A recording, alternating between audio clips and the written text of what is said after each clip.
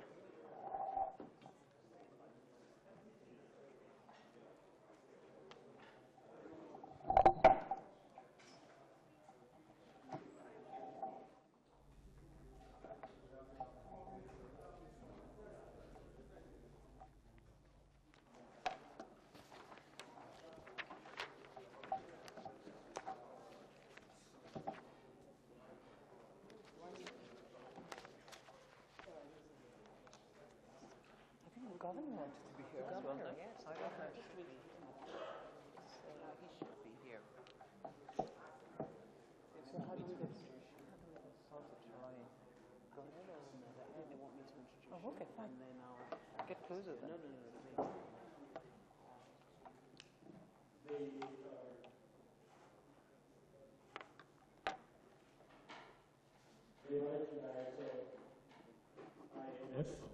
Ms. Christine Lagarde, Honorable Minister of Finance, Mrs. Kemi Adeosun, please, and Director for Africa of the IMF, distinguished gentlemen of the press. You are all aware that the MD of the IMF flew into the country yesterday on a 4-day visit to Nigeria. She'll be meeting with a cross-section of stakeholders in this biggest economy in Africa. Before I begin to say what I'm not supposed to say, let me hand the microphone over to the Minister of Finance, who will make brief remarks, please. Ladies and gentlemen, thank you very much. It's a great pleasure to present to you today Madame Christine Lagarde, who, as you all know, is the Managing Director of the International Monetary Fund, the IMF. This is a position she was appointed to in May 2011. And she's the first woman to ever have held that position, which I think is worthy of a round of applause. Thank you. As I'm sure many of you know, she's the former finance minister of France, and we're really honored to have her here as the person that spoke before me has said, in Africa's biggest economy. And she's been here, she's been meeting with various stakeholders, revenue generating agencies, and we've just finished a very interesting meeting with His Excellency, the President, the Vice President, and members of the economic team, as well as the Central Bank Governor. So without much ado, I'd like to present to you the Managing Director of the International Monetary Fund, the IMF, Madame Christine Lagarde. Thank you.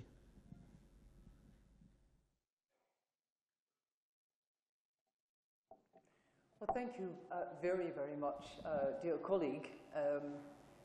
We were both, she is, finance minister of a great country.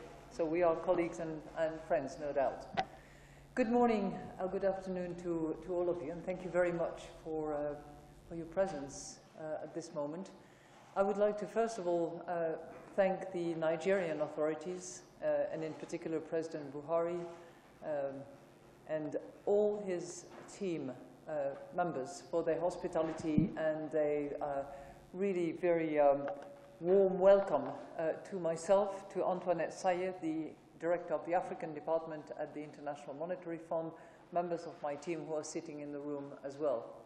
As the Minister has just indicated, I was in Nigeria 4 years ago, and in 4 years, many, many things have changed. That has been the topic of our discussions with President Buhari and his team. If you look back 4 years ago, since that, a massive democratic change has occurred in this country, peacefully. Nigeria has become the largest economy in Africa, certainly the most populated and a very attractive market. But things have changed in a more complicated way, in the sense that the source of revenue for the government of Nigeria, which was predominantly oil, has seen its price divided by more than half. And the financing costs around are beginning to rise, if only because the economic situation in the United States is improved and interest rates will begin to rise. Added to which, emerging market economies are decelerating their growth and are no longer going to contribute the massive growth that they had contributed over time. So the demand addressed to commodity providers, be it of oil or otherwise, is probably going to be slightly reduced. So it's in that context of a great Nigeria, which is a leader in Africa, that we had this excellent discussion this morning with President Buhari. And we discussed the challenges ahead, stemming from the oil price reduction, the necessity to apply fiscal discipline, and the need to also respond to the population needs by addressing the medium-term necessity of improving competitiveness of Nigeria, and yet also focusing on the short-term fiscal situation, which requires that revenue sources be identified in order to compensate the shortfall resulting by the oil price decline. Now, oil in and of itself is not the major contributor to Nigeria's GDP. It's only about 14%. But it's a big source of revenue for the government. And we had a good chance this morning to discuss with the President and Vice President and key ministers, of whom the Minister of Finance and the Minister of Budget, how more efficiency, more transparency, better accountability, the enlarging of the base of revenue could actually contribute to sound budget going forward. It's not for me here and now to actually approve or comment on the budget, because we have procedures at the IMF under which a team of economists is going to come next week, actually, to do what we call the Article 4, which is a review and an audit and a good discussion between partners, the IMF on the one hand, the country authorities on the other hand, to really assess whether the financing is in place, whether the debt is sustainable, whether the borrowing costs are sensible, and what strategy must be put in place in order to address challenges going forward. But what I certainly mentioned to Mr. President this morning was that his fight and his determination to fight corruption and his determination to bring about transparency and accountability at all levels of the economy were very important agenda item and very ambitious goal that need to be delivered upon, which he himself is definitely committed to, as he indicated this morning. And as he inspires his team members. So, with that, I'm going to continue to have more discussions with the finance minister, with the governor of the central banks. We will be discussing this issue of fiscal discipline, financing, monetary policies, and the degree of flexibility. All of that with in mind the fact that Nigeria, while a vibrant and large economy, still has to deal with a lot of poor people, with a lot of inequality, and those two components should certainly be always the drivers of reforms, whether it is looking at subsidies and how they are structured and how they can be phased out, whether it's monetary policy and what flexibility is needed and how no impact it should have on the poor. All of those are ambitions that we completely recognize and support. I think I'll be happy to take a few questions if you have some. As I said, our technical discussions will continue. To those of you who wonder why the IMF Managing Director is visiting Nigeria, well, it's precisely to have a good discussion about these new objectives, these reforms, agendas that have been identified and supported by the President, and also to appreciate the impact that it will have on neighboring countries. Because when you have a very large economy like Nigeria, anything that it decides, any hardship that it faces, will actually have consequences around it. And that is certainly what our research and analytical work is demonstrating. Nigeria is one of those that actually have impact, not just on itself and its people, but around it, on its neighbors. Thank you. Question one, George. Thank you very much, Madam. It's not always that we get a big fish like you, so when we get you, we try. Thank you, Ma. How much longer do you think Nigeria's weak current account position can sustain the economy, which is due largely dwindling because of the oil price?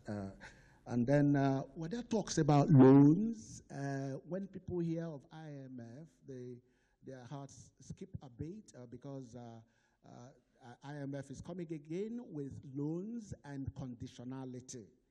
Now, if Nigeria, when that talks about devaluation of the naira, and of course, deregulation of petroleum pump price. I'm sorry, I took 3 questions in one.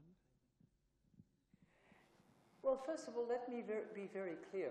I am not here, nor is my team here, to negotiate a loan with conditionalities. We are not into program negotiations. And frankly, at this point in time, given the determination and resilience displayed by the President and his team, I don't see why an IMF program would be needed. All right? So, of course, discipline is going to be needed. Of course, implementation is going to be key. But the objectives and the ambition should certainly serve the country well in order for it to be actually sustainable. On the current account front, we believe that with very clear primary ambition to support the poor people of Nigeria, there could be added flexibility in the monetary policy, particularly if, as we think, the price of oil is likely to be low and possibly lower for longer, because clearly the authorities should not deplete the reserves of the country simply because of rules that would be exceedingly rigid. I'm not suggesting that rigidity be entirely removed, but some degree of flexibility would be helpful.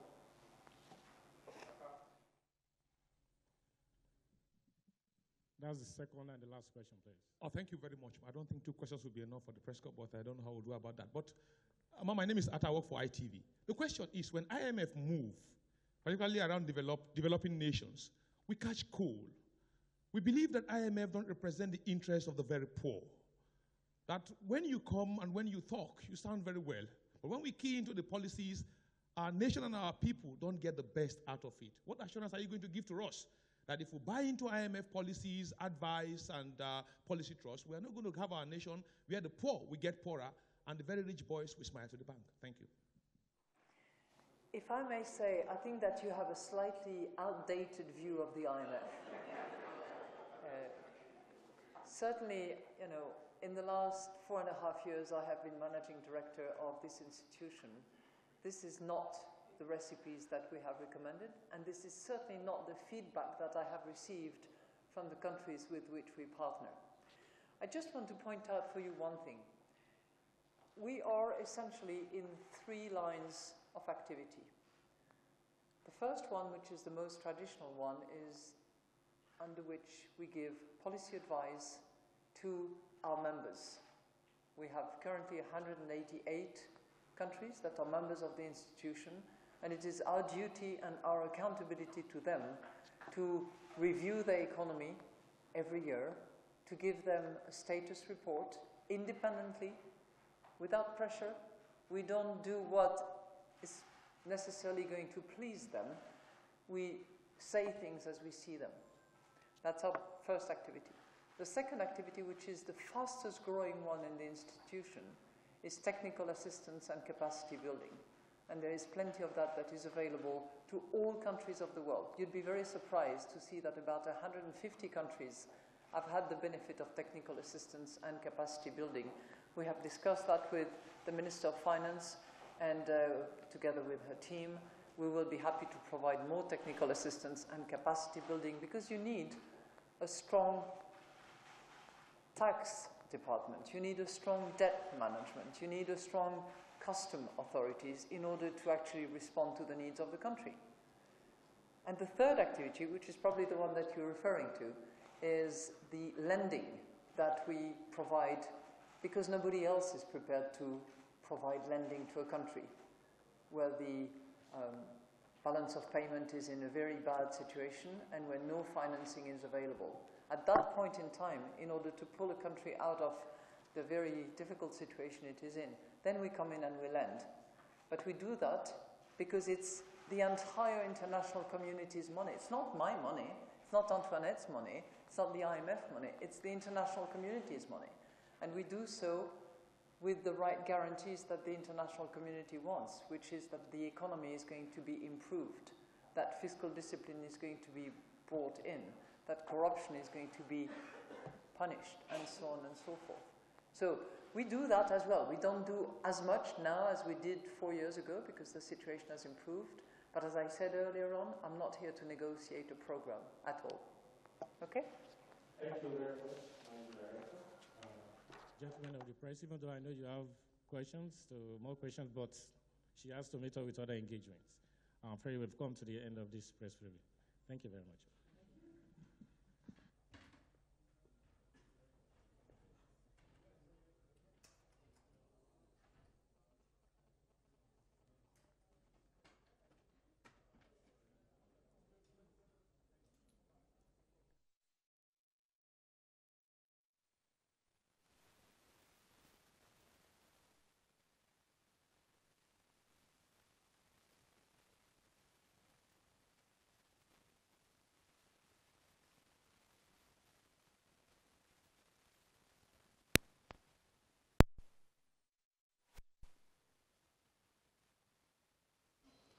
That is the situation here in the presidential villa, where Ms. Lagarde has been addressing a world press conference on the outcome of the meeting with the president. You heard her.